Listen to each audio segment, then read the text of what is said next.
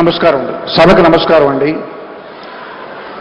ఒక మహోన్నత వ్యక్తి రామోజీరావు గారి సంస్కరణ సభకి నన్ను ఆహ్వానించినటువంటి గౌరవనీయులు చంద్రబాబు నాయుడు గారు, పవన్ కళ్యాణ్ గారికి నా హృదయపూర్వక కృతజ్ఞతలు తెలుపుకుంటున్నాను. నాకు సంగీత దర్శకుడిగా జన్మనిచ్చిన రామోజీరావు గారు, ఆయనతో నేను గడిపిన క్షణాలు చాలా ఎక్కువ ఉన్నాయి. అందుకు నేను చాలా అదృష్టంగా భావిస్తుంటాను.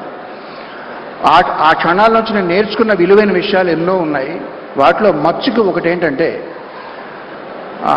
మద్యపాన వ్యతిరేక ఉద్యమంకి ఆయన వంతు కంట్రిబ్యూషన్గా ఆయన రకరకాల ఆర్టిస్టులతో, ఉద్యమకారులతో, రచయితలతో, సంగీత దర్శకులతో, గాయకులతో ఆయన తెలిసిన వాళ్ళందరినీ పిలిచి పాటలు రికార్డ్ చేసి ఆ ఉద్యమానికి సపోర్ట్ చేశారండి. నన్ను కూడా రమ్మని ఒక పాట రికార్డ్ చేయమన్నారు. నేను అన్నాను, సార్ నేను మెడ్రాస్ వెళ్ళి 4 రకాల ట్యూన్లు నేను మీకు చేసి పంపిస్తానని అన్నాను.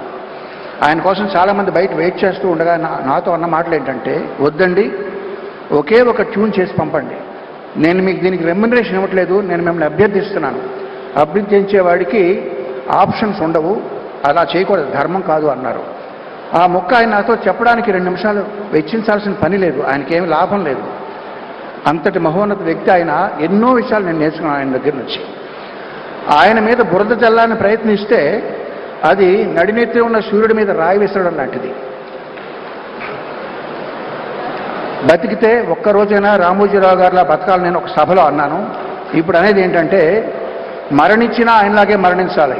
ఎందుకంటే కురుక్షేత్ర సంగ్రామంలో భీష్ముడు తన మరణాన్ని, తన మృత్యువుని ఆపి ఉత్తరాయణం వచ్చే వరకు కూడా దాన్ని నిగ్రహించి ఆపారు. ఆయనే ఆపారు ఆయన.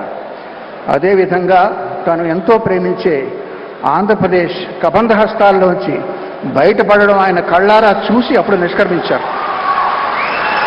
అంచేత మరణించినా ఆయనలాగే మరణించాలి. ఆయన ఫోటో మా పూజ గదిలో ఉంటుందండి. ఎందుకంటే ఆయన దేవుణ్ణి నమ్మరు. దేవుణ్ణి నమ్మని రామోజీరావు గారి ఫోటో దేవుడు ఉండాల్సిన చోట మా ఇంట్లో ఉంటుంది. ఎంతోమంది జీవితాల్లో వెలుగులు నింపిన ఆయన స్ఫూర్తి నా గుండెలో చిరకాలం ఉంటుంది, బ్రతికినంత వరకు. ధన్యవాదాలు.